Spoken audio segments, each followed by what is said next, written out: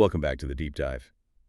You know, if you're leading a team, maybe trying to drive some innovation, or honestly just trying to get beyond the way things have always been done, there's this fundamental truth you kind of have to internalize.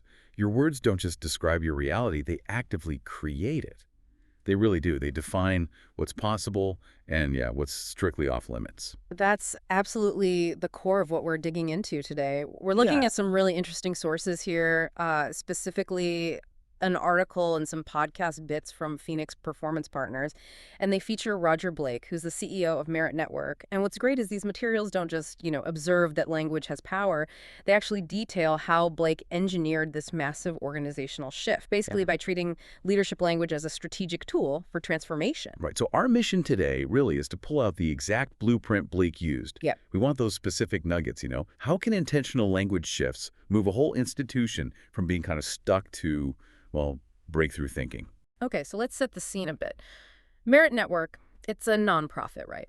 They provide internet connectivity mainly for research and education sectors. Now, when Roger Blake came in as CEO, he wasn't walking into like a disaster zone. It wasn't failing, but it was stagnant. The culture was, well, the article calls it typical of a mature institution, slow, very consensus driven, and resistant to taking risks. You know the type. Cautious, meaningful mission, sure, but functionally kind of dry. And here's the part that honestly blew me away from the material. In less than 2 years, like 18 months, Blake didn't just tweak things. He fundamentally rewrote the organization's DNA, and he did it by rewriting its language. I mean, just listen to this radically new mission statement they came up with. We're here to actualize a post-scarcity digital utopia where information services and opportunities flow free, a world where humanity's collective creativity is unleashed, enabling us to achieve a greater level of shared prosperity and to solve our greatest problems. Wow. That shift, I mean, going from just keeping the network up and managing risk to aiming for a post-scarcity digital utopia, that's a huge linguistic leap, isn't it? And the core insight here, the real takeaway from the sources, is that Blake stopped seeing language as just, necessary communication. He recognized it as the actual mechanism for conception. Like, you can't build that kind of future if your day-to-day language is stuck talking about past limits. Okay, but hang on a second. Introducing something that dramatic, almost utopian like that, to a team described as slow, consensus-driven, surely there must have been some resistance. How did he even float that idea without, immediately alienating everyone who was comfortable with the old way? Yeah, that's a really good point. And that's where the intentionality comes in. The sources are pretty clear. He didn't just drop this mission statement on them, like day one fully formed. No, he spent time dismantling the old linguistic foundations first. He had to find and sort of isolate what the sources call the mantras of mediocrity. Those phrases that sound responsible, maybe even prudent, but they effectively just build these invisible walls around creative thinking. Okay, let's untack those. What are those common phrases, the things we probably all say sometimes that just shut down possibility without us realizing it? Oh, we hear them constantly, and they're usually rooted in, institutional memory, risk aversion. Think about how often you hear things like, well, we've always done it this way, that's a big one, or let's not fix what isn't broken, another classic. Or the one that sounds super responsible but can be absolutely paralyzing, that's just too risky for our industry. Wait, I need to push back a bit on one of those maybe. What about get more data before we decide? Isn't that sometimes just sensible? Like necessary due diligence for finance or operations? How do you tell the difference between that and just analysis paralysis? That's a really important distinction to make. And the material suggests that in a culture that's mostly focused on just maintaining things, get more data, often gets used less as a genuine path to clarity and more as a stalling tactic. A way to avoid the discomfort of a new, maybe unproven idea. It pushes the burden of proof so high that only the safest, most incremental ideas can possibly survive. Look, if you're chasing a breakthrough, yeah, you might need enough data for a small experiment. But demanding absolute certainty before taking any step, that kills initiative dead. So what we need is a kind of language paradigm shift, moving away from defining our constraints all the time and towards defining our possibilities. Exactly. And this shift really shows up in two critical ways, according to the sources. The first is moving away from what we can call preservation language and moving towards exploration language. Preservation language is, well, it's all about maintaining the status quo. It's often rooted in a fear of loss. It's what you hear behind phrases like, we need to protect our market share, or, the classic, don't rock the boat. Right, and exploration language just flips that script entirely. It embraces curiosity, discovery. It signals that the process of finding something new is valuable in itself, even if the first idea doesn't quite work out. It's the constant use of, what if we? Or, I wonder how we might. Let me try and ground that with a practical example. Say, I'm a project manager, right? Leading a review after a tricky product launch. If I keep hearing my team say things like, okay, we need to document this process meticulously so we never hit that risk again, that's preservation language, totally focused on locking down the past. But what if the team starts asking, okay, what did we learn here about, say, the client's tolerance for complexity? And how could we use that insight to explore a totally different approach next time? Now that's exploration language. And Blake really seemed to leverage that exploration through storytelling, didn't he? The source material mentions how he realized the importance of um, relating in ways that connect with people emotionally. He transformed the technical stuff, bits and bytes, into this very human-centered vision, lighting pathways so everyone can connect and thrive. That makes the work feel meaningful instantly. It absolutely does. Which brings us neatly to the second major language shift highlighted. Moving from a problem focus to a possibility focus. Think about it. If we constantly start conversations with, right, the issue is, or look, we're really struggling with X constraint, we're literally centering the team's energy right on the immediate pain point. Hmm. You end up defining yourself by the size of the box you're currently in. Whereas possibility-focused language, using phrases like, okay, what's the opportunity before us here? Or let's talk about the future we're building together. It doesn't ignore the problems, does it? It just frames them differently. It lifts the vision somehow, puts it on a higher plane. Exactly. And Blake's approach at Merit is just a perfect example of connecting that possibility back to a really deep sense of purpose. When he talks about the network, he doesn't just talk specs. He talks about researchers using it for critical work, like fighting cancer or beating Parkinson's. He connects the tech directly to social scientists who are looking at how to grow economic opportunity and expand freedom and democracy.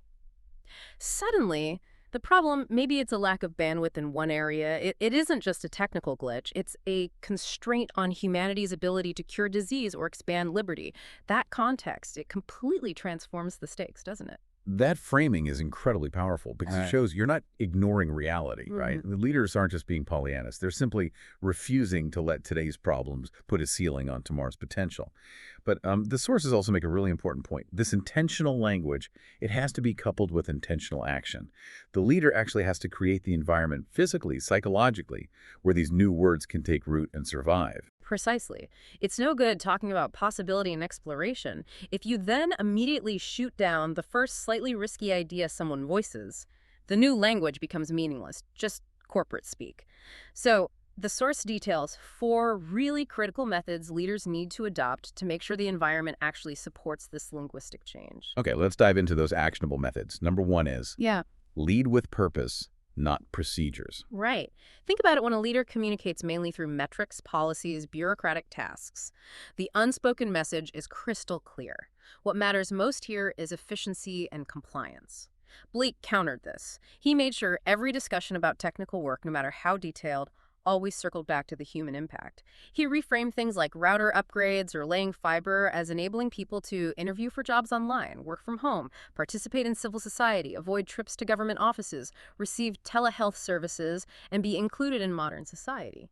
That's powerful stuff. It tells the team why the procedures matter in the first place. Okay, method number two, embrace the language of experimentation. I find this one especially crucial, particularly in those cultures that have historically been really risk-averse. Innovation demands trying new things. And well, they often fail, at least initially. If you don't normalize that failure linguistically, people just won't try. They'll play it safe. It's about building in safety nets, even just in how you phrase the question. So instead of demanding a guaranteed success, you ask things like, okay, what's worth trying here? Or maybe, what could we realistically learn from a small experiment, something that minimizes the downside?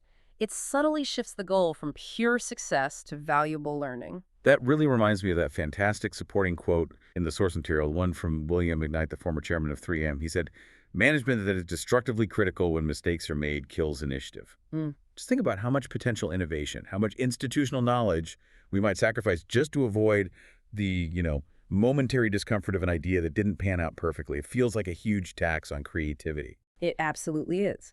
Which leads us straight into the third method. Ask questions that expand possibilities. We need to consciously, actively avoid question structures that focus only on the barriers.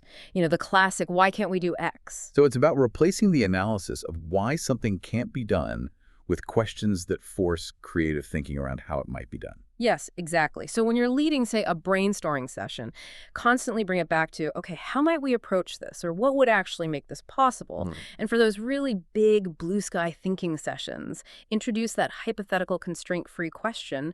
Look, if resources, time, legacy systems, if none of that was an issue, what would we do? These kinds of questions, they momentarily lift those practical limitations. It allows the team to access breakthrough ideas they might otherwise unconsciously filter out. And the fourth method, Yeah. arguably this is the most crucial one for making sure any of this new language actually sticks. It's about creating psychological safety through response language. Right. This is all about the leader's immediate reaction. Yeah, that immediate response is like the cultural tipping point. When an employee shares a risky idea, something maybe half-formed, the leader's next 5 seconds basically determine whether that employee ever shares a risky idea again. If you meet that vulnerable moment of creativity with just a rapid-fire list of all the reasons it'll fail, well, you've just massively reinforced preservation language, no matter what your fancy mission statement says. So the goal then is to respond first with curiosity before you jump to evaluation. What are some specific positive response phrases the sources suggest we should be practicing? Okay, practice things like, tell me more about the thinking behind that idea. Or, okay, what I find really interesting about that is, or even just a simple scaffolding question like, how might we build on that concept? You validate the contribution first. That keeps the creative energy alive. The difference is just night and day, isn't it? You've got the destructive shutdown. Nope, that won't work because we don't have the budget. Versus the momentum maintaining response. Okay, I see some challenges there regarding our current resource allocation. What if we scaled the core concept way down for a small pilot project first? That second response, it acknowledges reality but keeps the door open for exploration. That's the entire game right there. Yeah. Now, for you, the listener, the person trying to make change, how do you translate all this theory into immediate practical action? Right, the source material gives some really specific actionable steps for transforming your own innovation language. It starts with a language audit. This sounds like where the work gets real. So for 1 week, you need to conduct a pretty brutal audit. Actually record the limiting phrases and the possibility opening phrases that you and your team use most often. Should you literally record meetings? Or just take notes? Well, if you're really serious about change, and if it's appropriate for your environment, yeah, recording yourself in meetings can be incredibly revealing. Humbling, maybe. But simple written notes, conscientiously taken, that's a strong start. The goal isn't just to list the phrases, though. It's to evaluate their ratio. Are you spending, say, 80% of your time talking about limitations and problems? Or is it 80% focused on potential and possibilities? You need that baseline data first. Okay, so once we have that baseline, the next steps are really about deliberate replacement, aren't they? Exactly. Step 2, create a team lexicon. Actually get your leadership team together. Explicitly identify maybe the top 3 most common shutdown phrases you identified in your audit. Then collectively agree on new standard alternatives phrases that open up possibilities instead. This makes the change feel like a conscious, collective effort, not just, another top-down mandate. And step 3 is practice deliberate replacement. So you pick one specific limiting phrase you personally use, often maybe it is, we don't have the budget for that, and you commit. You commit to replacing it every single time with the possibility-focused alternative you agreed on. Like, okay, how might we accomplish the core of this goal within our current resources? It forces a new thinking pattern, right, over time. It absolutely does. And finally, step 4, really mirroring Roger Blake's success at Merit. Rewrite your purpose in visual language. Ditch the abstract corporate jargon. Use concrete, emotional, vivid imagery that actually evokes human impact. Transform those dry technical requirements into a compelling story about the kind of world you're ultimately trying to build. It feels like when leaders genuinely transform their language, they interrupt those old, ingrained patterns of thinking. which then ultimately transforms behavior and eventually the entire culture. It's like this reinforcing loop, which is exactly what Blake meant, I think, when he said effective leadership requires getting comfortable not being comfortable. And that absolutely includes getting comfortable with new ways of speaking and thinking. It's such a powerful realization, isn't it? That often our biggest strategic constraint isn't external. It lives right inside our daily conversational habits. The language leaders choose. It either reinforces the status quo, keeps things safe and predictable, or it inspires the courage needed to actually venture beyond it. So let's leave you with your immediate leadership challenge for this week, drawn directly from the sources we explored today. 3 things to try. 1. In every single meeting you lead this week, consciously replace at least one problem-focused statement with a possibility-focused question. So instead of saying, we have a bottleneck here, try asking, okay, how might we streamline this process? 2. Practice those 4 critical response phrases we talked about. When someone shares a new idea, especially if it feels a bit risky or out there, make your first response one of curiosity before evaluation. Ask, tell me more about that, before you jump to, what's the ROI? And 3, take one key initiative you're working on this week and reframe it. Don't describe it using the usual technical or financial metrics. Describe it entirely in terms of its positive human impact. What difference does it make to actual people? And maybe just think back to that initial premise we kicked things off with. If your words truly do create worlds, if they define what your team, your organization believes is achievable, then what kind of world are you, perhaps unintentionally, building every single time you open your mouth? Just consider the power inherent in that choice.